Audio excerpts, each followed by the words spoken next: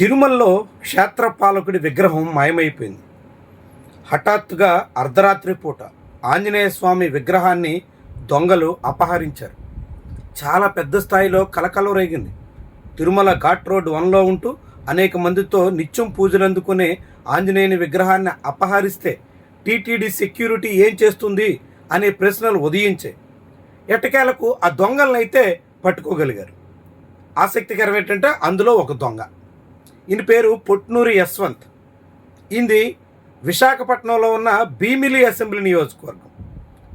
ఆ భీమిలి అసెంబ్లీ నియోజకవర్గానికి చెందిన యశ్వంత్ ఆంజనేయ స్వామి విగ్రహం అంటే తిరుమలలో ఆంజనేయుడి విగ్రహాన్ని దొంగిలించినట్టుగా పోలీసులు ధృవీకరించారు, అరెస్ట్ చేశారు.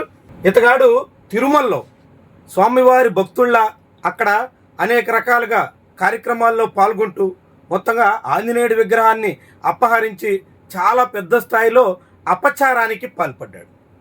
చాలా తీవ్రమైనటువంటి విషయంగా, భక్తులంతా తల్లడిల్లిపోయినటువంటి అంశంగా చెప్పాల్సినటువంటి విషయంలో ఈ నిందితుడు యశ్వంత్ ఎవరు అంటే ఇది ఆయన గారి వ్యవహారం. గుర్తుందా మీ అందరికీ?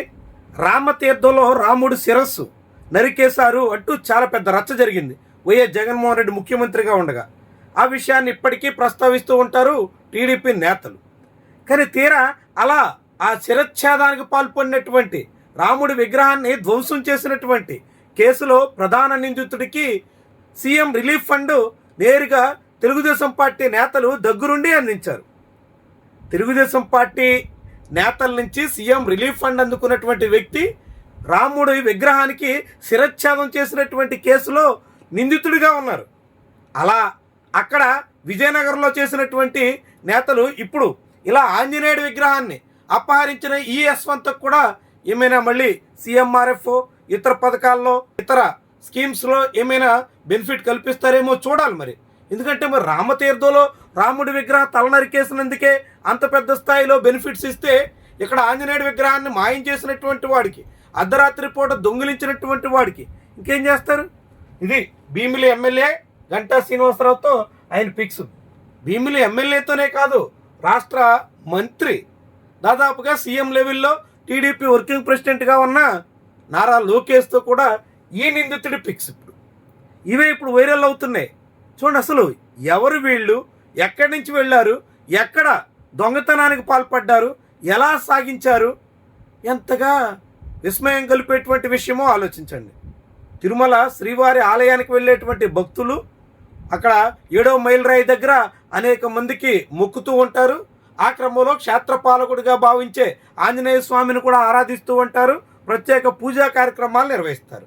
అలాంటి ఆంజనేయ స్వామి విగ్రహాన్ని అపహరించేసినటువంటి పరిస్థితి తిరుమలలో వచ్చిందంటే అది ఎంత అపశృతో, అపచారమో, అత్యంత ఘోరమో ఎవరికైనా అర్థమవుతుంది. దానికి పాల్పడినటువంటి నిందితుడు ఎవరయ్యా అని ఆరా తీస్తే మొత్తం గుట్టంతా టీడీపీ గూట్లో కనిపిస్తుంది.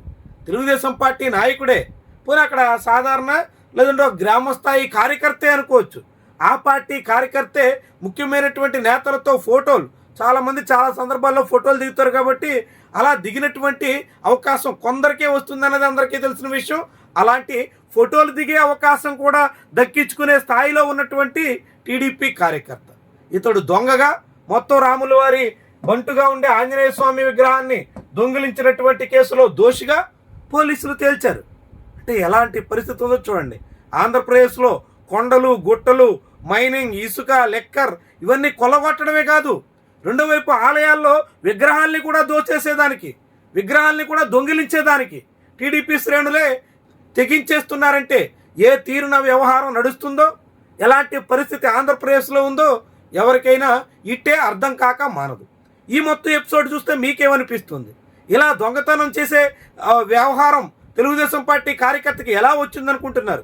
మీ అభిప్రాయాన్ని కామెంట్ రూపంలో తెలియజేయండి.